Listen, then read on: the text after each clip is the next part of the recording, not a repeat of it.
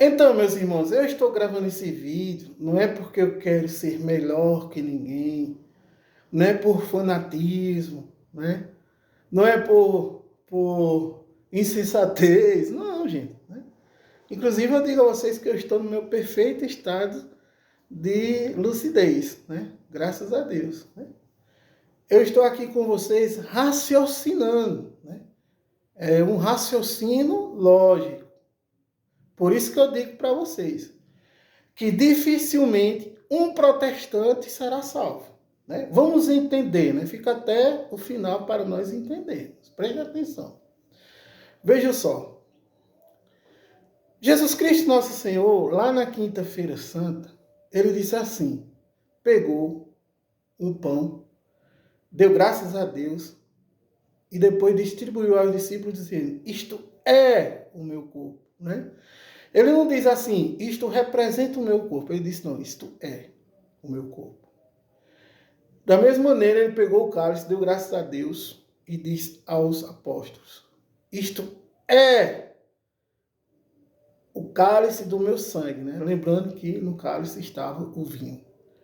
Ou seja, Jesus não pegou um suco de uva e disse, isto representa o meu corpo. Não, ele pegou vinho, um cálice e disse, isto é o meu corpo. Né? Lá no Evangelho de Jesus Cristo, segundo São João, capítulo 6, Jesus vai dizer assim, o meu sangue é verdadeiramente bebido, o meu corpo é verdadeiramente comida. Quem beber do meu sangue e comer do meu corpo, viverá eternamente. Veja só o que Jesus falou. Então, nós católicos, nós temos essa sucessão através do sacramento da ordem. Todo santo dia existe esse sacrifício redentor realizado esse sacramento. E nós participamos do banquete redentor de nosso Senhor Jesus Cristo. Coisa que os nossos irmãos não participam. Eles dizem que é um pedaço de pão e um suco de uva que representa o corpo de Cristo, mas que não é o corpo de Cristo. Eles não creem que na Santíssima Eucaristia está realmente o corpo, sangue, alma e divindade de Jesus. Portanto, eles não comungam do corpo de Cristo, que é necessário para a nossa salvação. Né? Jesus Cristo nos alimenta através da Santíssima Comunhão. Então, se eu sou cristão católico e eu creio que para ser salvo eu tenho que comungar o corpo de Cristo, então eu devo crer também que aqueles que não comungam o corpo de Cristo não serão salvos. Né? Pronto. Vamos lá, mas tem mais. Jesus Cristo, nosso Senhor ressuscitado, no domingo à tarde, no domingo da ressurreição, ele surge aos apóstolos e sopra sobre eles o Espírito Santo e diz assim, os pecados a quem perdoardes serão perdoados. Os pecados a quem não perdoardes serão retidos. Então, esse Espírito Santo ele vem passando de geração em geração, chama sucessão apostólica. E nós católicos temos essa sucessão. Os nossos irmãos protestantes não têm sucessão apostólica. Eles nasceram depois da revolta protestante. E eles não creem nesse sacramento.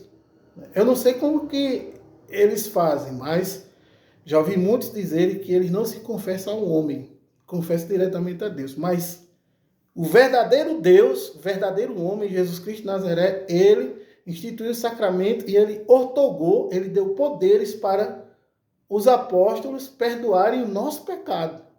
E sem o perdão da igreja, nós não vamos ser salvos. Nem nós católicos, se por desgraça nós morremos em estado de pecado mortal e não antes, e isso sem ir ao sacramento da confissão e morrer em estado de pecado mortal sem o perdão da igreja, o catecismo da igreja católica diz que todos aqueles que morrem em estado de pecado mortal descem imediatamente aos infernos. Isso para nós católicos. Imagine para os nossos irmãos protestantes e outras pessoas que não professam a fé cristã. Fica difícil de ser salvo, né? Entenderam a lógica? É lógico, né, gente? Vocês estão acompanhando direitinho, né? Aqui não é achismo, não é revanchismo, não é nada alucinógeno, não. É raciocínio, lógico, raciocínio. Se nós que somos católicos, nós devemos comungar o corpo de Cristo e devemos receber o nosso perdão através do sacramento da confissão e aqueles que não praticam esses dois sacramentos, né? E olha que eu nem falei em outros elementos da nossa fé, eu estou falando nesses dois que são os básicos, né? Então, se nós levarmos por essa ótica, nós vamos entender por que dificilmente um protestante será salvo, porque eles não têm o poder sacramental e nós católicos temos o poder sacramental. A minha lógica é essa, né? Para vocês terem ideia, isso que eu estou falando não é apenas para os nossos irmãos protestantes, não. É para todos nós. Né? Nós necessitamos da Santíssima Eucaristia para sermos salvos. É o penhor da nossa salvação. E nós necessitamos do perdão da igreja, que é o sacramento da confissão. Né? Para vocês terem uma ideia, se nós católicos deixarmos de ir à missa dominical e durante a semana, antes de participarmos do sacramento da confissão arrependidos, se nós infelizmente morremos em desgraça, depois de faltar à missa, que é um pecado mortal, nós não vamos ser salvos. Vamos descer imediatamente aos infernos se morrermos nessa hipótese, né?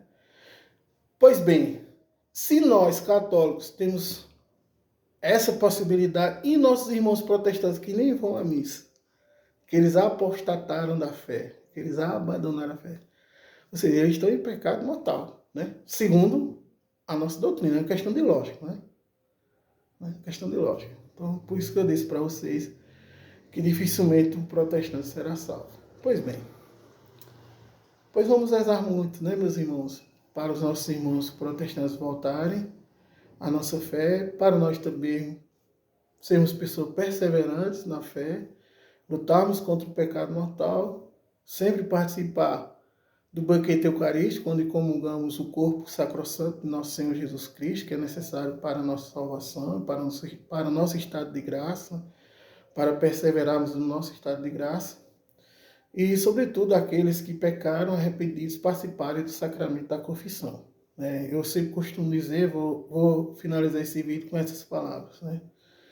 O único meio que nós podemos conseguir o perdão de Jesus Cristo, nosso Senhor, é através do sacramento da confissão. Por isso que eu digo a vocês que por eles não creem no sacramento da confissão, dificilmente um protestante será salvo.